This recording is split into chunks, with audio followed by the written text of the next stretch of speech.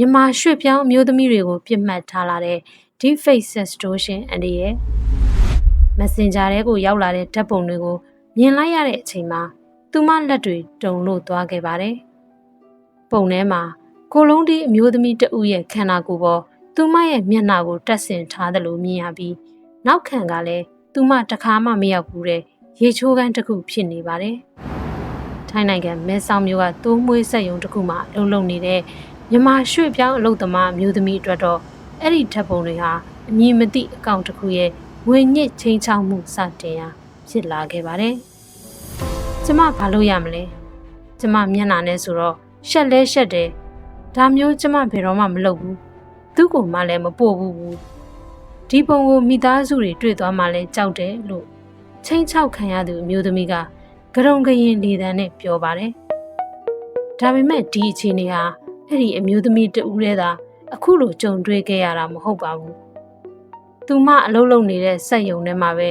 သူမအပြင်အခြားအမျိုးသမီးအလုပ်သမားအနည်းဆုံး3ဦးကနေ4ဦးထိအလားတူချင်းချောက်ငွေညစ်မှုတွေကြုံတွေ့ခဲ့ရတယ်လို့သူမကပြောပါတယ်။ဒီဖြစ်ရပ်တွေကလွန်ခဲ့တဲ့2လခန့်ကဖြစ်ပွားခဲ့တာပါ။နောက်ပိုင်းမှာစက်ရုံမန်နေဂျာရဲ့သမီးကိုယ်တိုင်အလားတူချင်းချောက်ခံရတဲ့အခါမှာတော့တာဝန်ရှိသူတွေတန်းသွားရောက်တိုင်ကြားခဲ့ကြပါတယ်။စုံစမ်းစစ်ဆေးမှုတွေအတွင်းစက်ရုံမှာအလုပ်လုပ်နေတဲ့အမျိုးသားတအုပ်ကိုခြေရာခံနိုင်ခဲ့ကြပေမဲ့အဲ့ဒီအမျိုးသားကအဆိုပါ Messenger အကောင့်ကိုလွန်ခဲ့တဲ့လပေါင်းများစွာကတည်းကအခြားသူတအုပ်ထံရောင်းချထားပြီးဖြစ်တယ်လို့ထွက်ဆိုခဲ့ပါတယ်။လက်ရှိအချိန်ထိတော့ချင်းချောက်ငွေညစ်မှုတွေရဲ့နောက်ွယ်ကတရားခံဟာဘယ်သူဘဝဖြစ်တယ်ဆိုတာအတိမပြုတ်နိုင်သေးပါဘူး။ဒါပေမဲ့ဒီဖြစ်ရပ်တွေဟာ online ပေါ်မှာ AI နည်းပညာကိုအသုံးပြုပြီးအတုအယောင်လိမ်ပိုင်းဆိုင်ရာဓာတ်ပုံတွေဖန်တီးကငွေညစ်တဲ့ Deepfake Sextortion ပုံစံနဲ့ဆင်တူနေတယ်လို့ကျွမ်းကျင်သူတွေကသတိပေးထားပါတယ်။ဒီလိုဖြစ်ရပ်မျိုးဟာစက်ရုံအလုပ်သမားတွေအတွင်းမှာပဲမဟုတ်ပဲ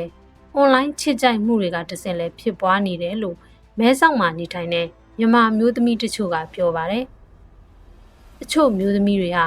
လူချင်းမတွေ့ဘူးသေးပဲ online ကတဆင့်ချစ်ကြိုက်ခဲ့ကြပြီးနောက်မပွဲမရဓာတ်ပုံတွေပို့ခိုင်းခြင်းခံရပါတယ်။အဲ့ဒီပုံတွေရသွားတဲ့အခါမှာတော့လူမှုကွန်ရက်ပေါ်ဖြန့်ဝေမယ်ဆိုပြီးချိန်ချောက်ကဝေညစ်မှုတွေစတင်လာတယ်လို့သိရပါတယ်။တကယ်တော့ကျမတငယ်ချင်းကအဲ့ဒီလူနဲ့အပြင်မှာလည်းမစုံဘူး။ online ကနေပဲတွဲလိုက်ကြတာ။အဲ့ဒါတစ်ဖက်ကသူလိုချင်တဲ့ပုံကိုနီးမျိုးစုံနဲ့မရမကတောင်းပြီးရသွားတော့လဲအမျိုးမျိုးချင်းချောက်ပြီးငွေညစ်နေတယ်။ကျမတငယ်ချင်းလဲရှက်တာနဲ့သူ့တောင်းတဲ့အတိုင်းပဲပေးနေရတယ်လို့မဲဆောက်မှာအခြေချနေထိုင်သူမဆုစုကပြောပါတယ်။ဤပညာကျွမ်းကျင်သူတွေရဲ့အဆိုအရရခင်ကအတုအယောင်ဓာတ်ပုံတွေဖန်တီးဖို့အချိန်နဲ့ဤပညာကျွမ်းကျင်မှုတွေလိုအပ်ခဲ့ပေမဲ့အခုအခါ AI application တွေနဲ့ Facebook software တွေကြောင့်မိနစ်ပိုင်းအတွင်းဖန်တီးလာနိုင်ပါတယ်။ UNICEF က2026ခုနှစ်ဖေဖော်ဝါရီလမှာထုတ်ပြန်ခဲ့တဲ့ကြေညာချက်မှာ AI နဲ့ဖန်တီးထားတဲ့လိမ်ပိုင်းဆိုင်ရာဓာတ်ပုံတွေနဲ့ notification နည်းပညာအသုံးပြုမှုတွေလျင်မြန်စွာမြင့်တက်လာနေတယ်လို့သတိပေးထားပါတယ်။ UNICEF, ECPAD နဲ့အပြည်ပြည်ဆိုင်ရာရဲတပ်ဖွဲ့ Interpol တို့ပူးပေါင်းပြီးနိုင်ငံပေါင်း17နိုင်ငံမှာပြုလုပ်ခဲ့တဲ့လေ့လာမှုတစ်ခုအရပြီးခဲ့တဲ့နှစ်တွေအတွင်းကလေးငယ်အနည်းဆုံး 1.2 တန်းခန့်ဟာသူတို့ရဲ့ပုံရိပ်တွေကို AI သုံးပြီးလိမ်ပိုင်းဆိုင်ရာ Deepfake အဖြစ်ပုံဖြတ်စော်ကားတာကိုခံခဲ့ရတယ်လို့ဖွင့်ဟပြောဆိုခဲ့ကြပါတယ်။အချို့နိုင်ငံတွေမှာဆိုရင်ဒါဟာကလေး25ယောက်မှာ1ယောက်နှုန်းအထိရှိနေပြီးတာမန်စာသင်ခန်းတစ်ခုကကလေး1ယောက်နှုန်းနဲ့ညီမျှနေတာဖြစ်ပါတယ်။ UNICEF က Deepfake abuse is abuse လို့သတိပေးထားပြီး AI နဲ့ဖန်တီးထားတာဖြစ်ပေမဲ့မျက်နှာသူတွေပေါ်ကြာရောက်တဲ့ထိခိုက်မှုကတော့အစစ်အမှန်ပဲဖြစ်တယ်လို့အလေးပေးပြောထားပါတယ်။လုံသမားအခွင့်အရေးလှုပ်ရှားသူတွေရဲ့အဆိုအရမြန်မာရွှေ့ပြောင်းလုံသမားအမျိုးသမီးတွေဟာဘာသာစကားအခက်အခဲဥပဒေဆိုင်ရာအသိပညာနည်းပါးမှုနဲ့တိုင်ကြားဖို့ကြောက်ရွံ့မှုတွေကြောင့် online ငွေညစ်သူတွေရဲ့ပြစ်မှတ်ဖြစ်လာနိုင်တယ်လို့ဆိုပါတယ်။အချို့နစ်နာသူတွေကအလုပ်ရှင်တည်သွားမှာကိုစိုးရိမ်ကြသလိုမိသားစုဝင်တွေသိရှိသွားမှာကိုလည်းကြောက်ရွံ့ကြပါတယ်။အဲ့ဒီကြောက်ရွံ့မှုကိုအခွင့်ကောင်းယူပြီးငွေညစ်သူတွေကပတ်စံပေးရင်ဖြတ်ပေးမယ်ဆိုပြီးဆက်လက်ဖိအားပေးတတ်ကြပါတယ် ကျမအလှဲ့တုန်းကအဲ့ဒီပုံတွေစာတွေလဲမြင်ရောကြောက်ကြောက်နဲ့အကုန်ဖြတ်လိုက်ပြီးလာဆက်သွယ်တဲ့အကောင့်ကိုပါဘလော့လိုက်မိတယ်လို့စက်ယုံမှာအလုပ်လုပ်နေတဲ့မက်နီလာအမိလွှဲကပြောပါတယ်။ဒါပေမဲ့ကျွမ်းကျင်သူတွေကတော့အဲ့ဒီလိုအခြေအနေမျိုးမှာတက်သေးတွေကိုမဖြတ်ပစ်ပဲ screenshot တွေ chat history တွေကိုသိမ်းဆည်းထားဖို့အကြံပြုထားပါတယ်။ digital လုံခြုံရေးကျွမ်းကျင်သူတွေရဲ့အကြံပြုချက်အရမျက်နှာသူတွေအနေနဲ့ဝင်မလွဲပေးသင့်ပါဘူး။ chat history နဲ့ screenshot တွေကိုသိမ်းဆည်းထားသင့်ပြီး Facebook နဲ့ Messenger ရဲ့ privacy setting တွေကိုတင်းကျပ်စွာသတ်မှတ်ထားသင့်ပါတယ်